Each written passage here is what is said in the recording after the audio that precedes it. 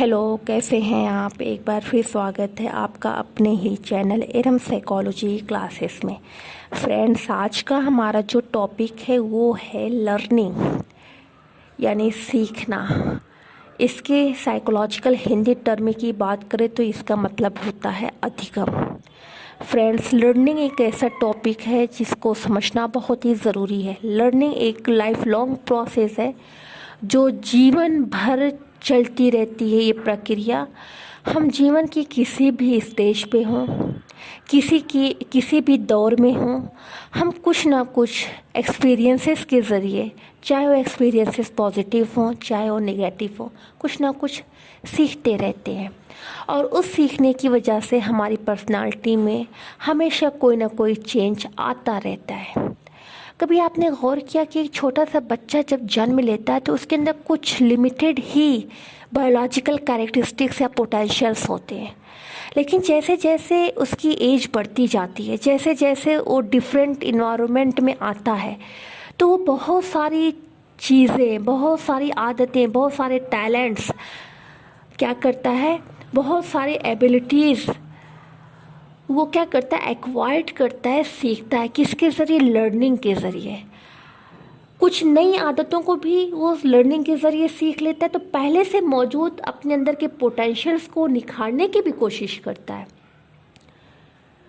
तो इस तरह से उसकी पर्सनालिटी में एक चेंज आता है और वो चेंज हमेशा के लिए आता है। तो इस तरह के चेंज को, यानी बिहेवियर में होने वाले, पर्सनालिटी में होने वाले इस तरह की चेंज को ही हम क्या कहते हैं? लर्निंग कहते हैं। साइकोलॉजी में लर्निंग को अलग अलग साइकोलॉजिस्ट ने अलग अलग तरीक़े से डिफ़ाइन करने की कोशिश किया है। तो आज हम उन्हीं चंद डेफिनेशंस को यहाँ पे डिस्कस करने की कोशिश करेंगे। तो सबसे पहली बात मैं ये आपसे कहना चाहूँगी कि कुछ डेफिनेशंस हैं जो यहाँ पे मैं बताऊँगी। कि पहले जो डेफिनेशन है वो है एटकिंसन इट ऑल। ये डेफिनेशन 2000 में दी गई। अकॉर्डिंग टू एटकिंसन, लर्निंग में be defined as a relatively permanent change in behaviour that occurs as a result of practice. उन्होंने कहा लर्निंग में बी डिफाइंड एज अ, नहीं, लर्निंग को डिफाइन किया जा सकता है, परिभाषित किया जा सकता है as a relatively permanent change, अपेक्षाकृत अस्थायी परिवर्तन, as a relatively permanent change in behaviour, ने व्यवहार में होने वाले अपेक्षाकृत अस्थायी परिवर्तन के रूप में अधिगम को परिभाषित किया जा सकता है। That occurs as a result of practice, और वो परिवर्तन कैसे घटित होता है?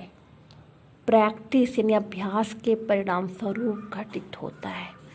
तो लर्निंग क्या है? अधिगम क्या है? अभ्यास के परिणाम स्वरूप व्यवहार में होने वाले अपेक्षाकृत अस्थायी परिवर्तन को ही हम लर्निंग कह सकते हैं, अधिगम कह सकते हैं। यानी लर्निंग में be defined as a relatively permanent change in behaviour that occurs as a result of practice, that occurs as a result of experience, result of skill, result of education, result of training. ये भी आप शामिल कर सकते हैं, सिर्फ practice नहीं। Practice, experiences, skill, training, education, इन तमाम वजहों से अगर हमारे अंदर एक चेंज आता है, वो चेंज कैसा होता है? रिलेटिवली परमानेंट होता, हमेशा के लिए आता। तो इस तरह के चेंज को हम कहते हैं लर्निंग, और ये डेफिनेशन दिया एटकिंसन ने। दूसरी डेफिनेशन बिल्कुल इसी तरह से है, थोड़ा सा उसमें और एक्सप्लेन करने की कोशिश की गई है, और वो डेफिनेशन है कून एंड मिटरर की है। कून एंड मिटरर ने 2007 में लर्निंग को डिफाइन करते हुए कहा कि learning is a relatively permanent change that can be attributed to experience, learning क्या है? Learning is a relatively permanent change that can be attributed to experience but not to fatigue, malnutrition, injury and so forth. उन्होंने कहा कि अनुभव के परिणाम स्वरूप व्यवहार में अपेक्षाकृत स्थायी परिवर्तन ही क्या कहलाता है? अधिगम कहलाता है। लेकिन अगर ये परिवर्तन थकान, कुपोषण, चोट या अन्य किसी वजह से है तो इस तरह के चेंज को, इस तरह के परिवर्तन को हम लर्निंग नहीं कहेंगे। कहीं न कहीं कून एंड मिटर ने इस डेफिनेशन को और ही ज़्यादा एक्सप्लेन कर दिया। उन्होंने कहा कि हमारे बिहेवियर में होने वाला अपेक्षाकृत अस्थायी परिवर्तन अगर प्रैक्टिस की वजह से है, अगर एक्सपीरियंस की वजह से है, तो इस तरह के रिलेटिवली परमानेंट चेंज को तो हम अधिगम कहेंगे, लर्निंग कहेंगे।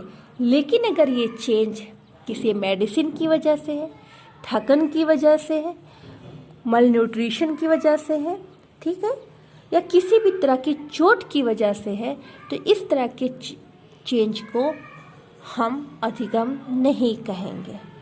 तो इस आधार पर, इनके बेसिस पे हम ये कह सकते हैं कि हमारे बिहेवियर में होने वाला, हमेशा के लिए होने वाला चेंज, हमेशा के लिए होने वाली तब्दीली, जिसकी वजह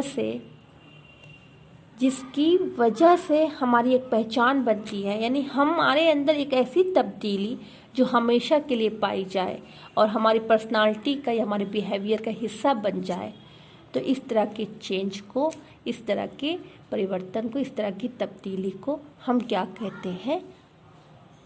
अधिगम कहते हैं, लर्निंग कहते हैं, ठीक है। और वो चेंज हमेशा प्रैक्टिस के ज़रिए,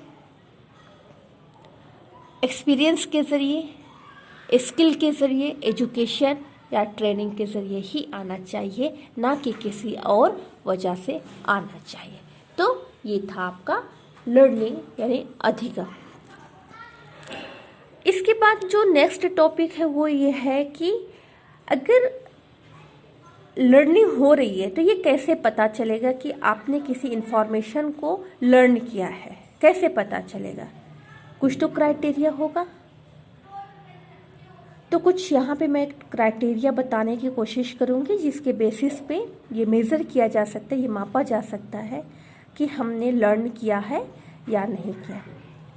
तो पहला जो क्राइटेरिया वो है एक्यूरेसी ऑफ रिस्पॉन्स, कि जब हम किसी भी लर्निंग मटेरियल को बहुत ही अच्छे तरीके से लर्न कर लेते हैं तो वहाँ पे बार बार जब प्रैक्टिस करते हैं तो प्रैक्टिस करने से क्या होता है कि वहाँ पे उस लर्निंग मटेरियल में लगने वाले जो ट्रायल्स होते हैं वो धीरे धीरे कम होते जाते हैं और ट्रायल्स के साथ साथ एरर्स भी कम होते चले जाते हैं।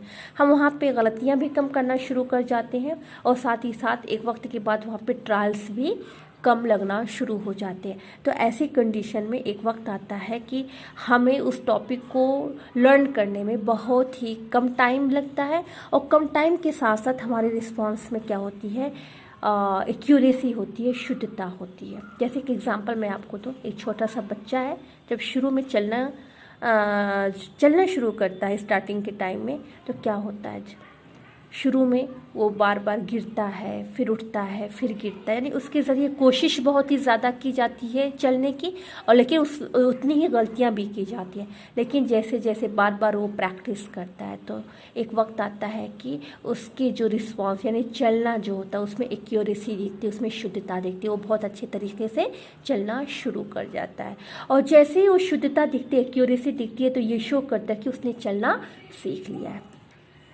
नेक्स्ट जो आता है वो है speed of response. Same example कि जब हम बार बार प्रैक्टिस करते हैं तो इससे हमारे रिस्पॉन्स में की स्पीड भी बढ़ जाती है। यानी जैसे एक बच्चा बार बार जब प्रैक्टिस करता है चलने की, तो एक ऐसा वक्त आता है कि वो बहुत ही फास्ट चलना सीख जाता है, और उसके चलने की स्पीड क्या हो जाती है, रिस्पॉन्स करने की स्पीड क्या हो जाती है, बहुत ही तेज़ हो जाती है।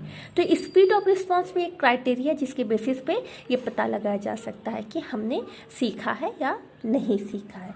थर्ड जो क्राइटेरिया वो है स्ट्रेंथ ऑफ रिस्पॉन्स, अब इसका मतलब क्या है कि जैसे जैसे प्रैक्टिसेस की जो संख्या होती है, नंबर्स ऑफ प्रैक्टिसेस बढ़ते जाते हैं, वैसे वैसे आप देखेंगे कि जो रिस्पॉन्स है, रिस्पॉन्स की स्ट्रेंथ भी बढ़ती जाती है ना।